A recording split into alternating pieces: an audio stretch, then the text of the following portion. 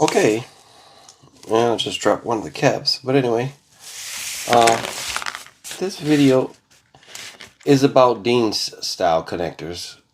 The old school, I don't know, I guess there's stuff before Dean's.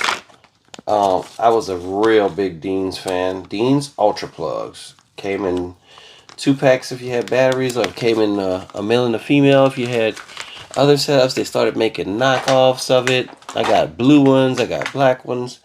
They've been around forever, and they're still around. I do still have them on certain things, but I'm kind of moving away from them at this point. So, anywho, this is how you solder them. So, I got this already kind of rigged up. I was about to solder it, and I was like, you know what? Let me go ahead and cover this because, of course, people want to know. If you have a positive comment, I would love to hear that. Or just any type of encouragement, like, pretty good job, buddy, or I don't know, whatever a person might say to another person.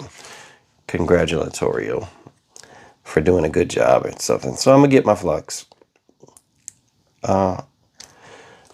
You can use more, you can use less. It's an individual struggle. I'm gonna go ahead and get the iron started. What I'm going to solder today with this, I have batteries that I just did some soldering on, and I'll just grab a miscellaneous one. And this is what the battery side looks like. So then this is what the charger side looks like, and then you'll get this situation when plugged in, right? So the person I'm making this for has Dean's, and I'm gonna zoom out because it's extremely too hard.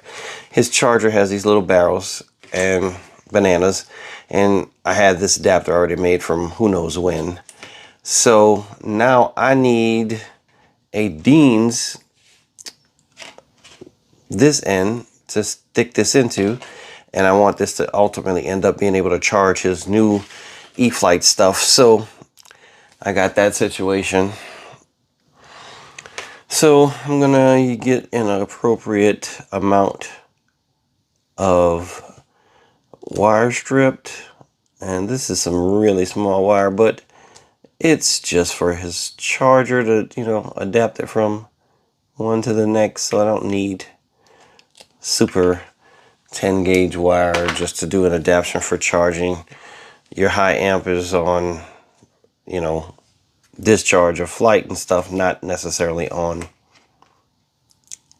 so I'm just when you saw me sticking it there, I'm on the back side of the plug, just getting a fit for how much strippage I have. And there's a little sticking past it, but I'm fairly confident these new fancy black caps, which didn't exist back in the day, by the way. You only had this, and you had to put heat shrink on it, and it was good. Trust me, I liked it. I always loved Dean's plugs. They were always one of my favorite things to deal with.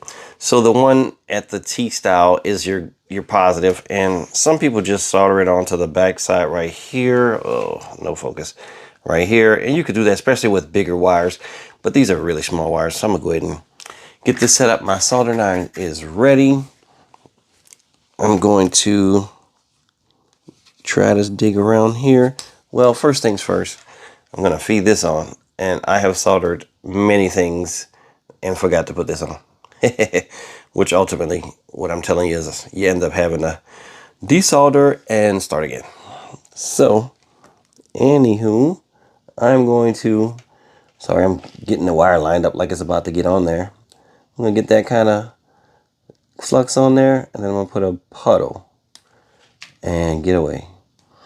Now, one tip that I do, that I'm not covering right now that I should have, is I take an other end of whatever plug I'm using, and I plug it into the plug that I am using, and fully seat it, because especially with Dean's, when you heat them up, they'll start to move around, and then, you know, that's not good. So anyway, I secured my pins in place with another plug before I really put any heat to it.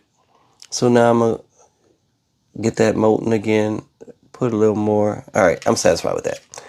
I'm going to turn it sideways. I could move the jig and all this, but for what I'm doing, clean my tip again because I saw it getting a little oxidation or black on it. Get my, and it already has a decent puddle on there from just what was left on the tips. All right, that's kind of what you want to see is that puddling. All right, I'm going to go back down. I got my cover on. I don't have my wire tin, so I'm going to get my jig that I use for various things. And I'm just going to put both of these in the jaws. And I'm going to put a little flux on both of these.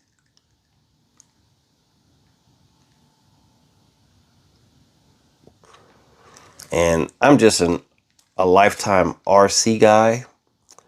I am no super duper authority on soldering. Trust me, I'm just a guy who's done it a long time and a lot of it, because ends up being where people get me to do their soldering because they're not good at it. So not to say that I am, I'm just telling you, I kind of can get it done where you can fly your airplane or run your RC car, whatever it is you're trying to do. I can get you there.